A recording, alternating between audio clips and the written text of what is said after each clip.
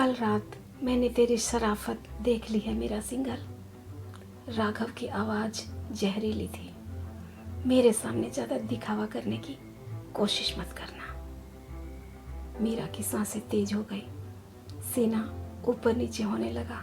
उसका चेहरा गुस्से से सुर्ख हो गया, आंखों में आंसू उमड़ आए लेकिन गिरे नहीं। वो मेरी जिंदगी की सबसे बड़ी भूल थी राघव रायजादा।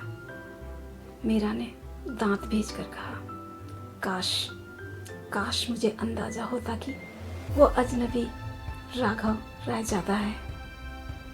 मीरा की आवाज़ टूटने लगी पर उसने खुद को थाम लिया। फिर अचानक उसने सिर उठाया, आंखों में आग। लेकिन मैं तुझे क्यों सफाई दूं?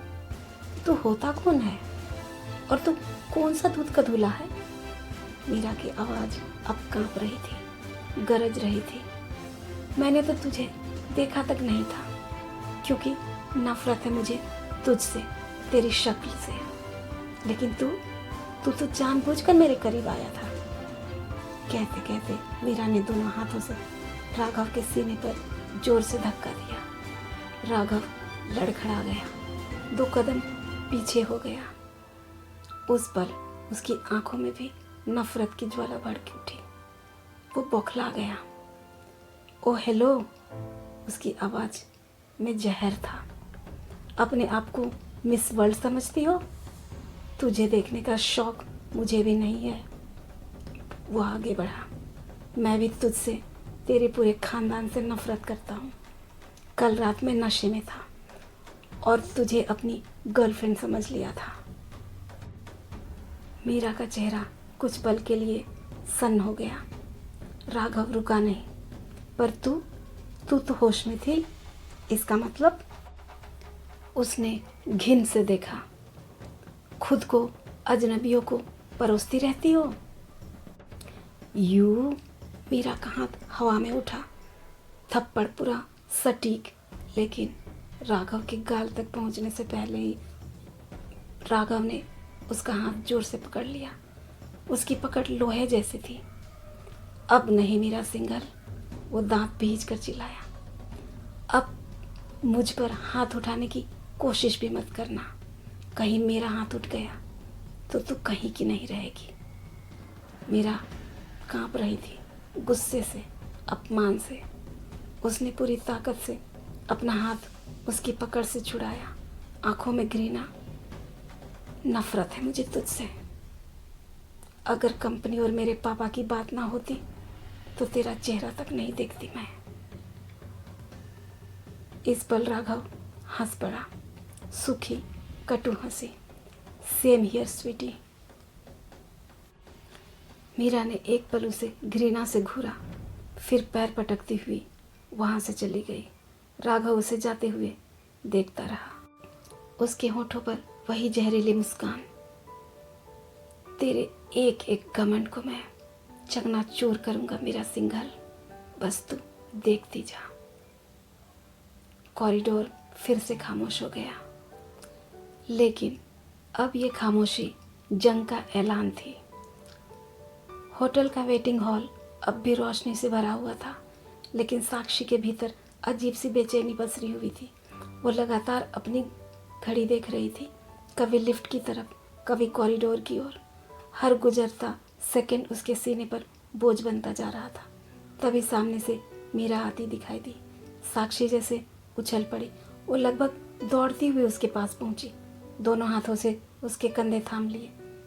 तू ठीक तो है ना मीरा?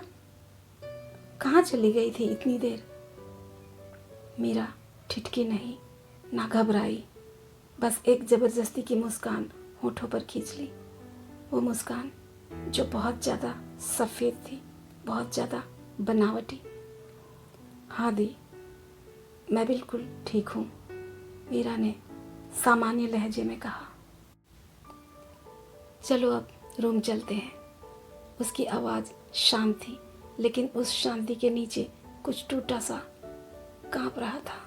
साक्षी ने एक पल के लिए राहत की सांस ली, पर वह पल उसकी नज़र मीरा की कलाई पर टिक गई। उंगलियों के निशान हल्के लेकिन साफ, जैसे किसी ने बहुत कसकर पकड़ा हो। साक्षी की आंखें वहीं रुक गई। फिर उसने मीरा का चेहरा देखा, सूजी हुई आंखें, लाल नाक और गालों पर वो हल्की सी सख्ती जो रोने के बाद आती है। उसका दिल जोर से धड़क गया। साक्षी के होंठ खुले। वो पूछना चाहती थी कि किसने पकड़ा, क्या हुआ, क्या उसने कुछ कहा, लेकिन वो मीरा को जानती थी। अगर मीरा नहीं बताना चाहती तो पूरी दुनिया भी उसे मजबूर नहीं कर सकती थी। मीरा शांत खड़ी थी। साक्षी उसका चेहरा कुछ पल तक देखती रही, फिर वो चुप रही। क्या सोच रही हो दी? मीरा ने उसके चेहरे की खामोशी पकड़ ली और हल्की सी मुस्कान के साथ पूछा, चलो।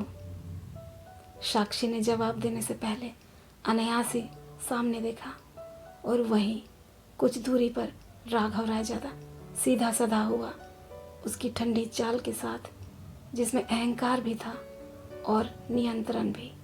साक्षी की आंखों में एक पल के लिए सख्ती आई। उसने मीरा की ओर देखा, फिर उसकी कलाई से नज़र हटाकर एक कदम पीछे रुक गई। तू जा, साक्षी ने धीरे से कहा, मैं अभी आती हूँ।